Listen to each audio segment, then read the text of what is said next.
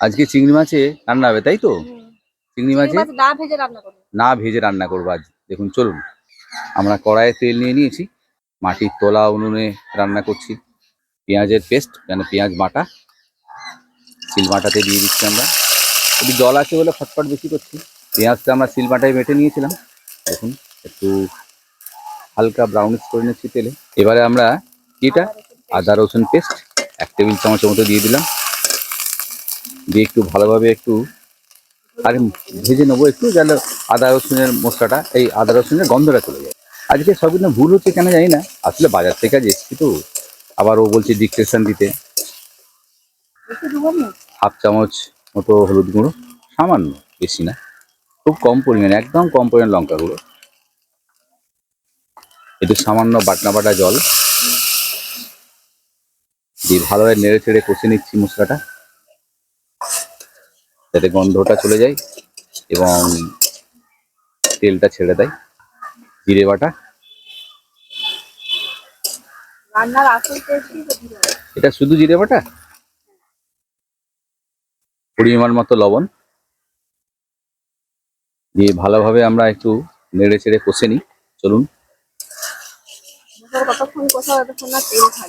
হ্যাঁ, যতক্ষণ না মশলা থেকে তেল ছাড়ে ততক্ষণ একটু কষিয়ে নেবেন আপনারা, তাহলে সুস্বাদু হবে।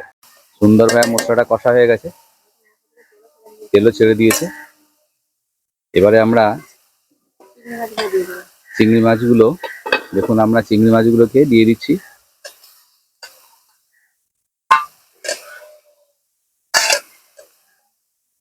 আড়াইশো চিংড়ি মাছ আছে, কিন্তু ভালোভাবে কষে নিচ্ছি। চিংড়ি মাছ ভাজলে হ্যাঁ শক্ত হয়ে যায়, তাই আমরা চিংড়ি মাছটা না ভেজে রান্না করব। সুন্দরভাবে কষা হয়ে গেছে দেখুন। এবারে আমরা পোস্ত বাটা একটু দিয়ে দিচ্ছি, এটা খেতে খুব সুস্বাদু হবে। যে কোনো তরকারিতে একটু পোস্ত বাটা দিলে খেতে খুব সুস্বাদু হয়, বিশেষ করে মাছ। আপনাদেরকে এবারে নিয়ে আসবো একটা মাংসের রেসিপি, তাতে পোস্ত বাটা দিয়ে। দুটি কাঁচা লঙ্কা দিয়ে দিলাম। হ্যাঁ, আমরা কাঁচা লঙ্কাটা কেটে দিইনি, গোটা থাকে, যাতে যে যেমন ঝাল খাবে সে কাঁচা লঙ্কাটা নিয়ে খাবে। বিশেষ করে আমি ঝাল খাই না, যে রান্না করছি আর কি, ওই একটু কাঁচা লঙ্কা, একটু ঝাল টাল বেশি খাই, গোটা কাঁচা লঙ্কা তুলে খেয়ে নেবে। তরকারি বেশি ঝালও হলো না। একটু জল পরিমাণ মতো দিয়ে দিলাম,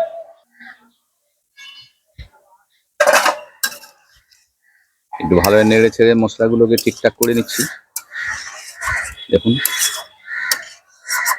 ঢাকনা দিয়ে ঢেকে দিলাম যাতে সিদ্ধ হয়ে যায়। এবারে আমরা খুলে নিচ্ছি, ফুটে গেছে একটু। এবার উপর থেকে ধনেপাতা কুচি ছড়িয়ে দিলাম, দিয়ে ঢাকনা এঁটে দিলাম ভালোভাবে, যাতে আর একটু সুসিদ্ধ হয়ে যায়।